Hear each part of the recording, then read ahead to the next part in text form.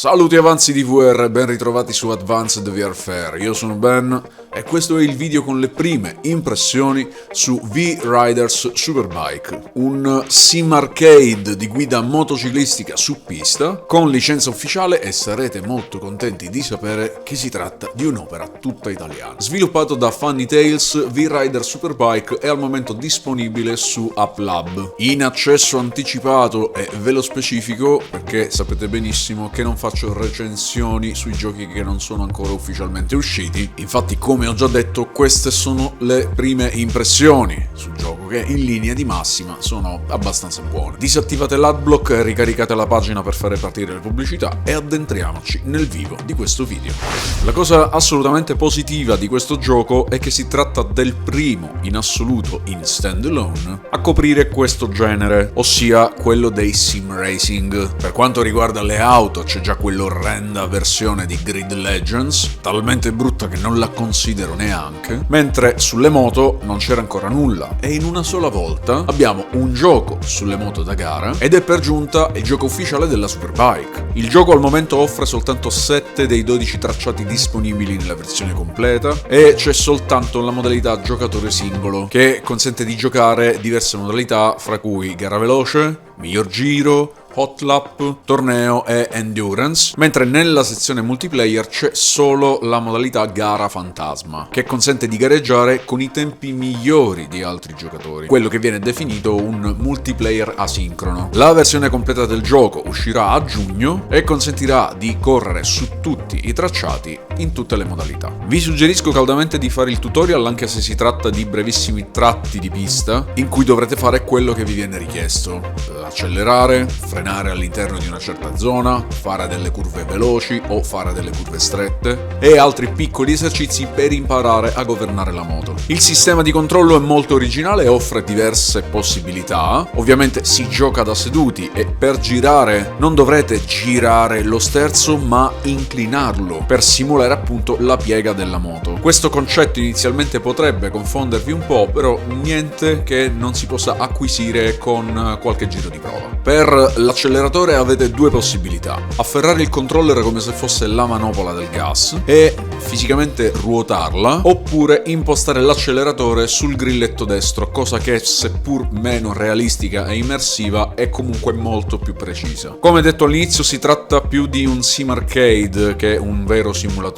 Insomma, esattamente come il gioco in flat sulla MotoGP. Non vi aspettate quindi una fisica realistica applicata alle moto. Sarà infatti per esempio molto difficile scivolare o cadere, anche in caso di ingressi in curva a velocità folli oppure scontri con altre moto. Tuttavia, se esagerate troppo, vi ritroverete disarcionati dalla moto e dopo pochi secondi di schermo nero tornerete in pista esattamente dal punto nel quale eravate caduti. La componente arcade si nota soprattutto nelle indicazioni sulla pista. Sarebbero delle frecce che si illuminano dal verde al rosso, indicandovi quindi se la velocità in quel tratto di strada è eccessiva. Basterà quindi regolare la velocità affinché le frecce sul tracciato si mantengano tra il verde chiaro e il giallo. Se il verde è intenso dovrete accelerare a manetta perché state andando troppo piano, sul rosso invece dovrete frenare. A dire il vero, con un po' di pratica scoprirete che il freno va toccato in rarissime occasioni, perché basterà decelerare in anticipo e affrontare la curva senza acceleratore per poi dare nuovamente gas quando gli indicatori torneranno di nuovo sul verde. Attenzione, perché aprendo al massimo il gas in curva la moto comincerà a derapare, cosa che potrebbe anche tornarvi utile qualora imparaste a controllare questa meccanica per guadagnare decimi di secondo preziosi all'uscita dalle curve. Sembra davvero tutto fantastico, ma è davvero tutto perfetto in V-Rider Superbike? Ovviamente no. Il comparto grafico, per esempio, è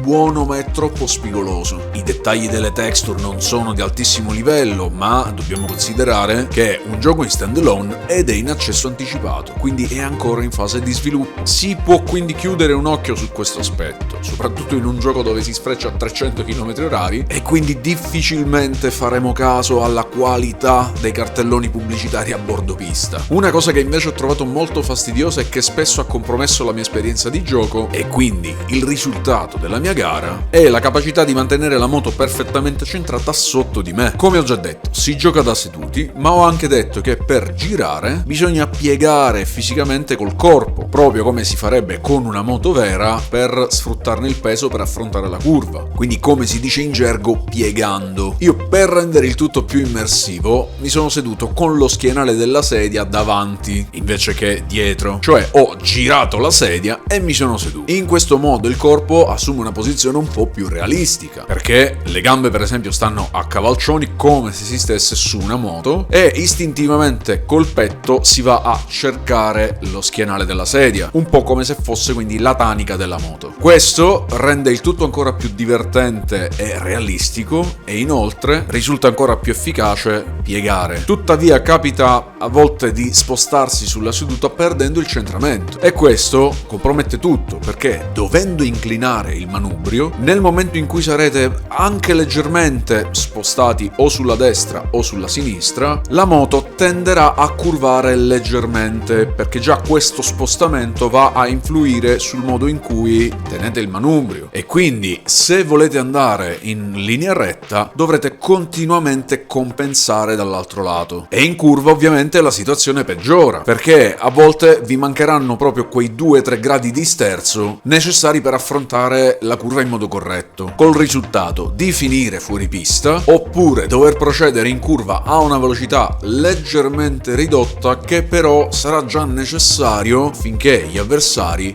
o vi raggiungano oppure addirittura vi superino. Questo mi porta direttamente all'altro problema, che è il livello di difficoltà. Anche a livello più basso, cioè facile, non sarà, a dire la verità, facile né raggiungere gli avversari né tantomeno superarli. Chiuderanno ogni spazio, vi staranno col fiato sul collo anche se guidate in modo impeccabile, sgomiteranno con voi a ogni curva e se siete abituati con quei giochi di corse in cui gli avversari seguono ciecamente una scia o una traiettoria ignorandovi, sappiate che qui invece gli avversari faranno di tutto per rendervi la vita difficile e ripeto anche a livello di difficoltà più basso, che è facile. Infine anche la posizione del vostro busto determinerà la velocità massima. Per esempio se state eretti sul busto verrete investiti dall'aria che vi viene contro e questo è utile però per frenare meglio durante le staccate, cioè quelle frenate improvvise prima di affrontare una curva. Mentre accovacciandovi e stando dietro il cupolino della moto, questo vi consentirà di raggiungere velocità maggiori e, cosa molto utile per esempio, nei grandi rettilinei. Per il resto, non essendo un appassionato di Superbike, MotoGP o corse in generale, non saprei dirvi per esempio se i tracciati sono riprodotti in maniera fedele, ma non lo so, a naso direi di no, perché sembrano veramente